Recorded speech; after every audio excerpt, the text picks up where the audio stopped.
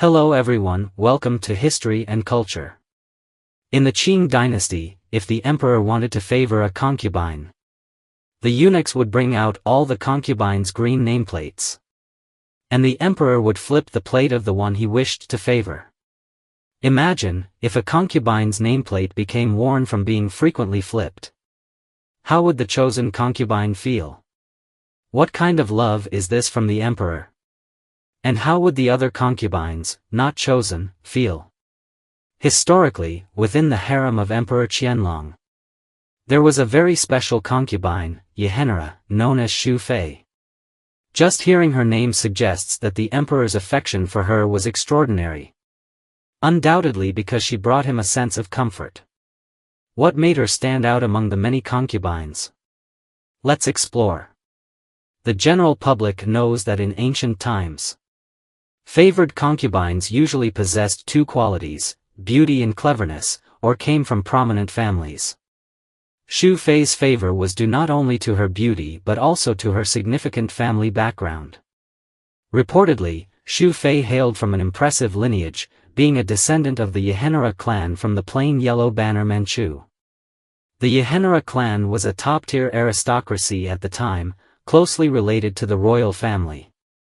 Xu Fei's ancestors were leaders of the Yahenra tribe, and her great-grandfather, Nailan Mingzhu, was a high-ranking minister during the Guangxu era. Historical records indicate that Nailan Mingzhu, born into the plain yellow banner, rose from an ordinary guard to a grand secretary and prince tutor, becoming a powerful official of his time. He served in the cabinet for 13 years and participated in significant decisions such as the dismantling of the three feudatories and resisting foreign invaders. However, Nailan Mingzhu's life was not without challenges. Although he wielded considerable power, he was ultimately impeached due to greed and power struggles with another powerful minister, Xuanya, leading to his downfall. Despite experiencing both glory and loss, his life left a profound mark on history. Xu Fei's grandmother was the fifth daughter of Aizen Zhoro, Prince Yi. Her father was the vice minister of revenue, Nailan Yongshou. And her mother was the daughter of a Han army deputy commander, holding a first-class title. As the legitimate daughter of her family, Xu Fei had an older sister who married Fu Heng, the brother of Empress Fucha. With such a background, she was even suitable to be a queen. Thus, her family paved the way for Xu Fei's success in the harem from an early age. However, Xu Fei herself also worked hard, mastering skills in music, dance, calligraphy, and embroidery. She was diligent in her youth, learning whatever her family encouraged, and became proficient in all. She transformed herself into a graceful lady, and who could resist the charm of such a beauty? At the age of 14, when Qianlong ordered a selection of beauties, regardless of their humble or noble origins, it was mandated that they participate in the selection process to determine their fate in the palace.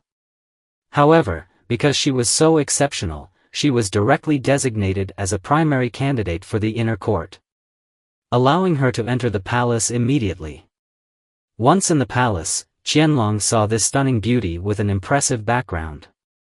Delighted, he conferred the title of noble person on the newly arrived Xu Fei. It is worth noting that, under typical circumstances, when selected beauties entered the palace, they usually started at a low rank, but Xu Fei jumped a level straight to becoming a noble person.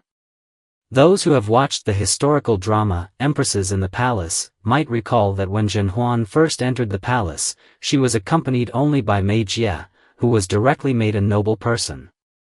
Mei Jie had read extensively since childhood and was perfect in many aspects.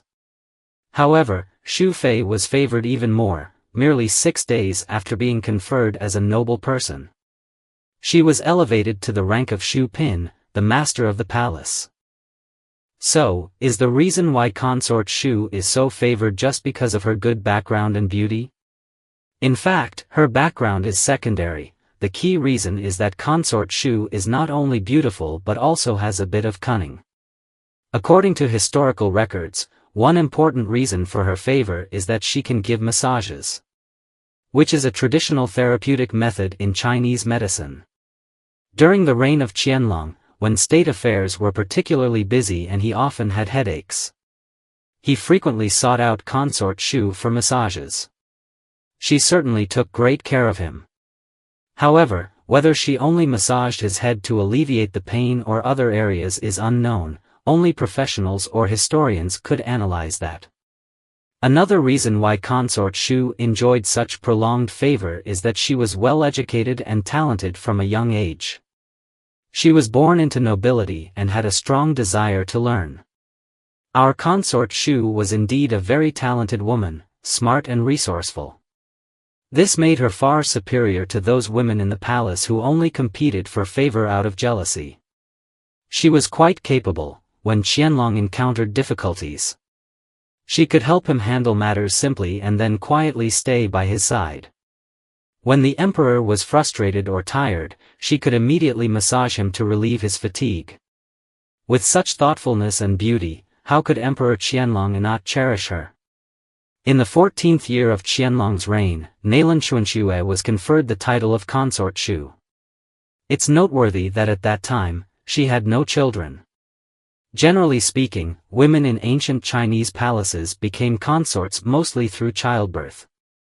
However, consort Shu had been in the palace for 8 years without having children and still achieved the rank of consort. This must be considered a great favor from Qianlong.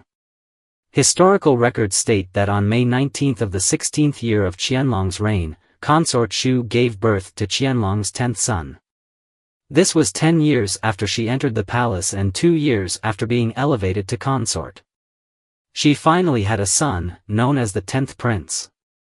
After giving birth, her status in the palace became even more stable. However, who could have expected that this son was physically frail and passed away before turning 3? Consort Shu's child was hard-won, and she herself was quite delicate. After the 10th prince's death, she never became pregnant again and her mood worsened. There are some folk legends suggesting that initially, consort Shu was very favored but had no children because Emperor Qianlong deliberately prevented her from getting pregnant. However, the historical Qianlong was wise and powerful. Unlikely to behave as depicted in some modern dramas, where he would constantly give her medication to prevent pregnancy. The real reasons behind her 10 years of childlessness remain unknown. It's worth mentioning that consort Shu enjoyed over a decade of favor but was still only a consort. Why was that? This might be related to a rumor at the time suggesting that the Aizen-Joro clan would be overthrown by the Yehe Nara clan, a curse that circulated throughout the Qing dynasty. Perhaps because of this, Emperor Qianlong did not promote consort Shu to a higher rank. Furthermore, after losing her child, consort Shu often felt downcast and troubled. Eventually, she became less inclined to serve the emperor. Emperor Qianlong was never short of beautiful consorts to attend to him. Historical scholars estimate he had about 45 consorts. As a result, the frequency of his meetings with consort Shu decreased, leading to her diminished favor. Later, consort Shu spent a long time in the palace, almost enjoying a retirement-like life. In the 42nd year of Qianlong's reign, consort Shu passed away at the age of 50 and was buried in the Yuling tomb for consorts. This once favored consort thus vanished from the annals of history. Consort Shu's life can be described as a roller coaster. She entered the palace at 14 and enjoyed favored status for over 10 years. However, as the saying goes, when one window closes, another opens. While she was beloved in the palace, she also endured unspeakable suffering, especially the sorrow of losing a child. In summary, despite her glamorous exterior, consort Shu faced unbearable hardships, becoming a true victim of fate. This is the History and Culture channel. Liking and subscribing are the greatest help and support to us. Thank you everyone and see you in the next time.